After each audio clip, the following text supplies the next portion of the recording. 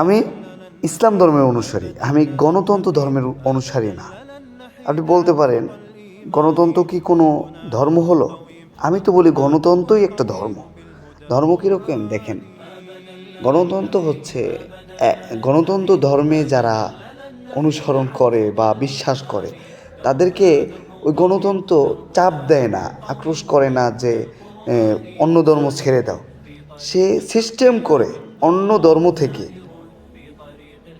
মানুষদেরকে, জাতিকে বের করে নিয়ে এসে সে কাজে লাগায়। দেখেন, ইসলাম যদি গণতন্ত্র আর ইসলামের পার্থক্যই থাকতো, তাহলে গণতন্ত্র এটাই বলতো সকল ক্ষমতার উৎস আল্লাহ, সকল ক্ষমতার মালিক আল্লাহ। সে আলাদাভাবে এটা বলতো না যে সকল ক্ষমতার উৎস জনগণ।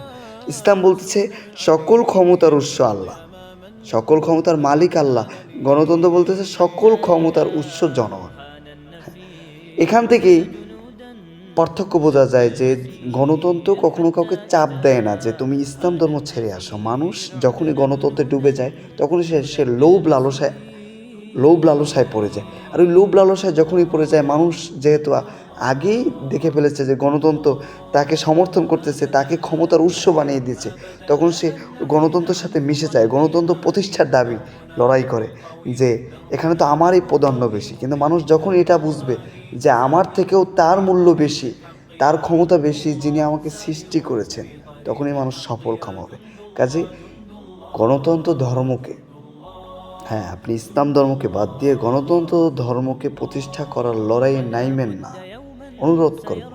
আমি গণতন্ত্র ধর্মকে বিশ্বাস করি না, আমি ইসলাম ধর্মের অনুসারী। আমি আল্লাহর কাছে সবসময় ফরিয়াদ করব, আল্লাহ যেন আমার শেষ মুহূর্ত পর্যন্ত এই ফিতনার জামানায় ইসলামী শরিয়া মোতাবেক সর্বোপরি পুরোপুরি একজন ইমানদার বান্দা হিসেবে, তার ইমানদার বান্দা হিসেবে কবুল করে নেয়।